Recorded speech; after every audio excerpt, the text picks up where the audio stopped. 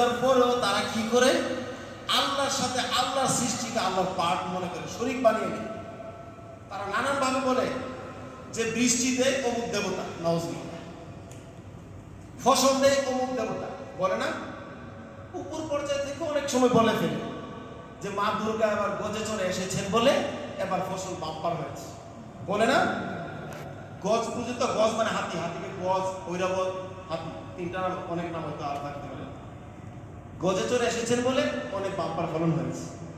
এই বিশ্বাস যদি কারো থাকে, তার ঈমান আছে, নতুন করে আবার ঈমান প্রমাণ করা দরকার। আমার হায়াত, মওত, ভাগ্য, ওয়াল কাদরি খাইরিহি ওয়া শাররিহি মিনাল্লাহি, আমার ভালো মন্দ আল্লাহ ছাড়া কেউ করতে পারে না। আমার ভাগ্যে যদি কোনো কল্যাণ থাকে, পৃথিবীর সমস্ত